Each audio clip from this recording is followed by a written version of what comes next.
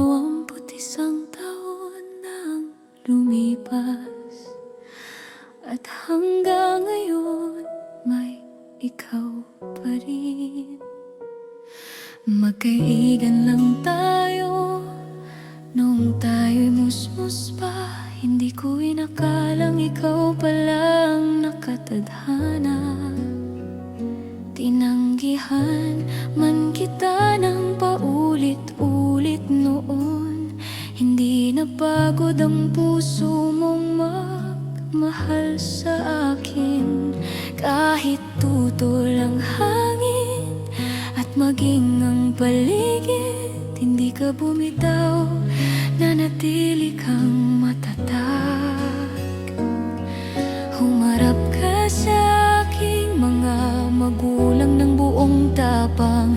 Bitbit ang pangakong iingatan mo ako habang buhay. Doon nagsimulang mabuo ang ating pangarap, at ang pag-ibig nating walang kayang bumuwag.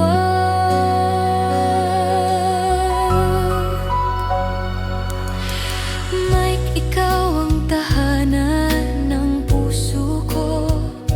Noon pa man hanggang ngayon, ikaw pa rin. Noong ika-23 ng Disyembre 2005, sinumpa nating habang buhay ang isa't isa. At sa bawat taon ng ating pagsasama, mas lalo kitang minamahal kaysa kahapon.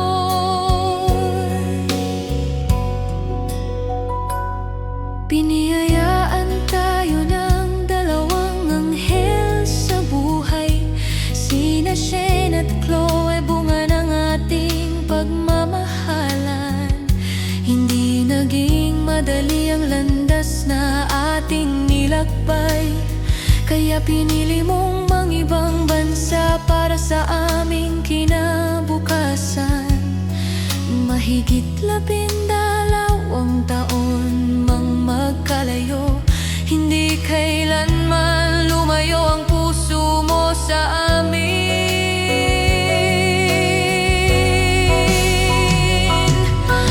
May ikaw ang lakas sa bawat pangamba, ang yakap na hinahanap ng puso kong pagod na.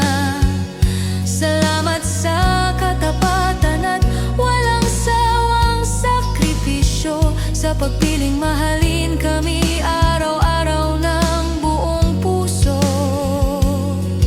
Walang distansyang kayang humadlang sa atin, dahil ang pag-ibig natin ay Diyos ang sandigan.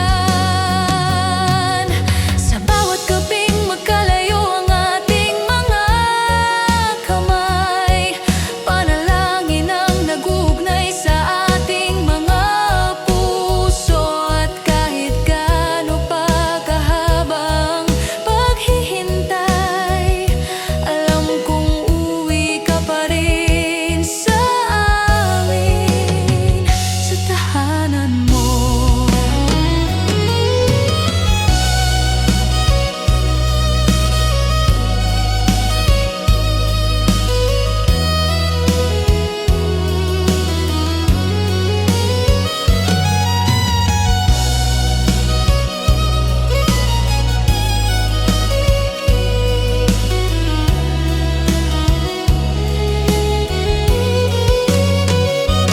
Maraming salamat sa 21 taong pagmamahal, sa bawat luha, tagumpay at bawat panibagong umaga.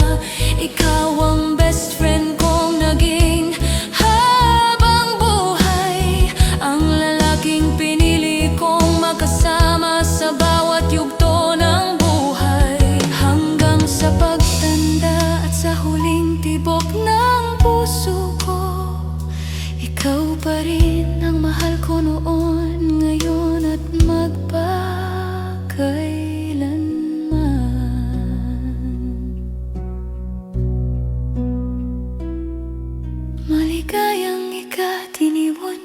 anibersaryo, mahal ko. Salamat sa pagiging pinakamabuting asawa at ama kina Shen at Chloe.